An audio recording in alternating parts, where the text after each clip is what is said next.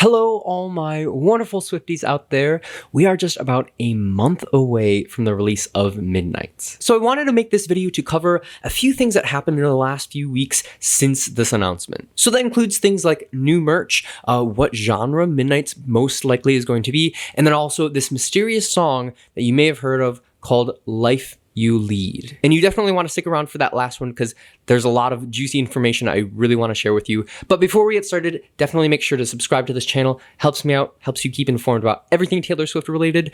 And now, without further ado, let's get started. So let's start things off with the new merch that we've seen since the last video I made since that announcement. So of course, like other albums we've seen, you can purchase different editions of the album. There's Jade Green, Moonstone Blue, Mahogany, and Blood Moon currently available. But by far, the coolest thing about these four albums is when you flip them around, you can see numbers on them. And when you combine the albums, it makes a clock. Now, the other cool thing about this is on her website right now, you can purchase the final piece to the clock, which is the dials that move around and these mounts that hook to the wall. So you can literally have your own album-made Taylor Swift clock, which is just the coolest idea ever. However, keep in mind that these items do sell very quickly, and currently on the website, it does say that the vinyl clock is sold out. Now, I'm not totally sure if they're going to bring back this vinyl version of the clock, but you can still get the CD version. But I can tell you, if they do bring back the vinyl version,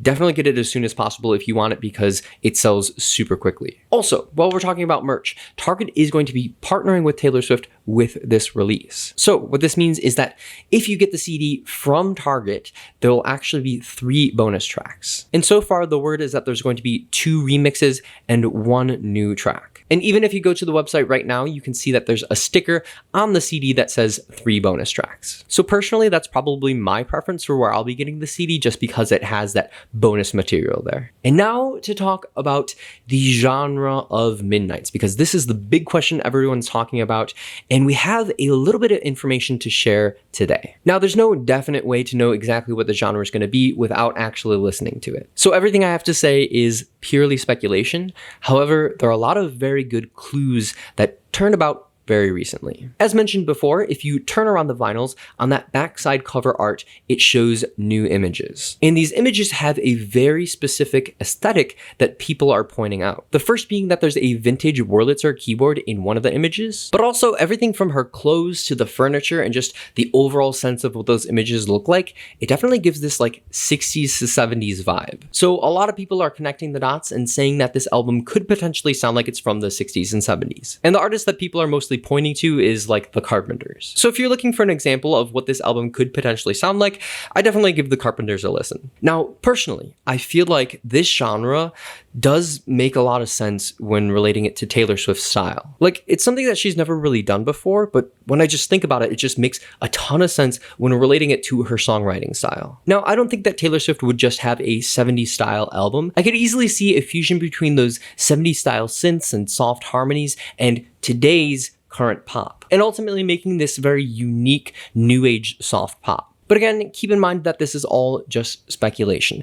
Now, if there's one last thing that I would say about this whole thing, it's that Taylor Swift does an amazing job of keeping an album whole. And what I mean by that is each one of her songs on a specific album complement each other very well, and it just naturally flows. So what I'm thinking is that whatever genre this album ends up being, it's most likely going to stick to that one genre. Now, the last thing that I absolutely needed to mention in this video is Life by You by Nice Boy Ed. Now, very recently, Taylor Swift released a TikTok which showed a behind-the-scenes look at the making of this album. And in it, she used this song. Now, what's very unique about this is that no one knows where the song came from, who this artist is, and really why she chose to use this song. But ever since she released this video, there's just been a ton of rumors. So let's talk about this a little further. The first thing that people are mostly saying is that this song could be part of the new album, right? But if you listen to the song, you don't hear Taylor Swift's voice. But I mean, it is possible that this is just a cover of the original song. And it's also possible that this artist's name, Nice Boy Ed,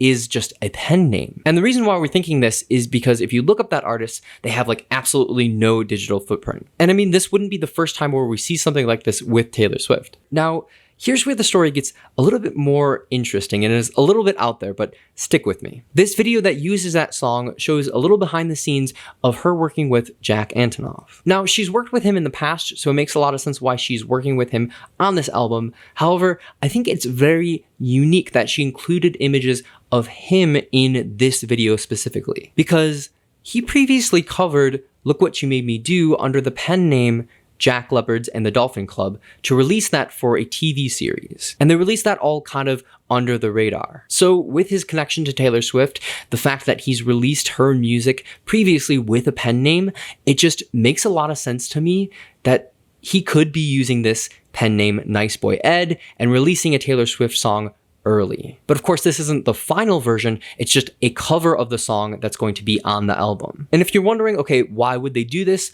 There are plenty of reasons, one being that they just want to test the waters to see how people react to the song. And I mean, by doing this, they're already getting people used to the song, so that when the actual version comes out, it's already in their heads. Now, this whole thing is probably me just overthinking everything, but it's at least fun to speculate what this song could actually be. But just some additional information that makes me think that this could be a Taylor Swift song, and she really wants people to hear it, is because she went ahead and liked everyone's TikTok who used that sound. Now, if I were her and trying to get people to listen to the song, it would be very encouraging to the fan base to see her going and liking people using that sound. So that is all just some food for thought. And of course, I'd love to know your thoughts in the comments below.